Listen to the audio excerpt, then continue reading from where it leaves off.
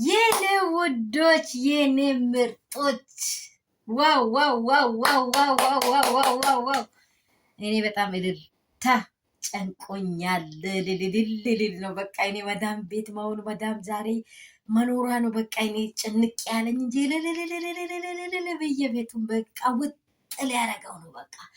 ወይኔ ሩትዬ እንኳን ደስ አለሽ። እውነት እውነት እግዚአብሔር የእውነት ያርገው፣ የእውነት ያርገው። የምር ነው የምላችሁ፣ የእውነት ያርገው። ዱትዬ ደስታ የኔ ደስታ ነው የምትሉት እውነት እንደዚህ የምር የምር የገዛ እህቱ የገዛ ታላቅ እህቱ ለልጁ አክስት የምትሆነው እውነት ለወለደች አንጀት እንደዚህ እንዲህ ያለ ክርክር ሽንጧን ገትራ እንዲህ ሲታወራ እኔ እንባ ነው የመጣኝ፣ እንባ ነው የመጣኝ በእውነት። ለምንድን ነው እንደዚህ ያልትል የቻለችው? ለምንድን ነው እንደዚህ ያልጨክንባት የቻለችው ብዬ በጣም ውስጤ በጣም ነው እንትን ያለኝ። ግን በህይወታችሁ ላይ በነገሮች ለሁሉ ላይ ቤተሰብ ላይ ሴት የወንድም የባለቤታችሁ እህት በጣም ጨካኝ እንደሆነች በብዙ አይቼዋለሁ። አይታችኋል? እንዴት ነው እሷ ነገ እኮ ሴት ልጅ ናት፣ ትወልዳለች፣ ትበዛለች። እግዚአብሔር ይመስገን ሴት ገደብ የላትም። ምክንያቱም ገደብ የላትም ስል ስርስሯ የሚፈጠር ነው።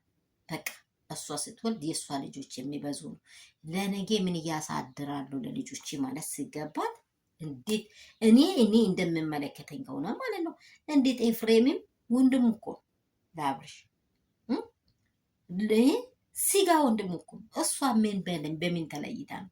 ሩታ ምን በስርታ ነው እንደው እንዲህ መሆኗ ብያለሁ። በእውነት እንኳን እግዚአብሔር ይህችን ቀን እንደሚያመጣ ደግሞ ከዚህም በፊት በሰራሁት ቪዲዮ ማየት ትችላላችሁ። እውነት የትም አትሄድም እያሉ ሲያወራ ነበር። አሁንም እውነት ቦታዋን አትለቅም። ሩትዬ እንኳን ደስ አለች። የሩትዬ ፋሚሊዎች እንኳን ደስ አላችሁ።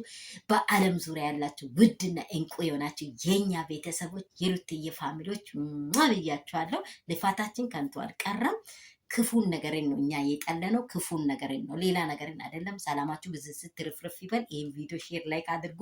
እውነት ምንም አልሰራውም፣ ቢዚ ሆኜ ዛሬ እኔ ምንም አልሰራው። ይሄ እንግዲህ ባህል እንዲወጣ እያንዳንዱ እጅ ተች እንዲያደርግ እፈልጋለሁ። ይሄ ትልቅ የምስራች ነው። ሉሌን እቅፍ አድርጎ አብርሽ በቃ የናፈቀችው ገላ ላይ እንድትኖር እግዚአብሔር አድርጓታል። ደስ ብሎናል። ደስ ይበላችሁ። ሩትዬ እንኳን ደስ አለሽ። ፋሚሊ ሁላችሁ እንኳን ደስ አላችሁ። ይህንን ነገር እግዚአብሔር እውነት ያርገው፣ በቃ እውነት ያርገው ነው። ሄርሜላም የራሷ የሆነውን ነገር እግዚአብሔር ይስጣት። በሰው ላይ አትደረብ። እግዚአብሔር ሳትቆይ ሳትለፊ ይሰጥሻል።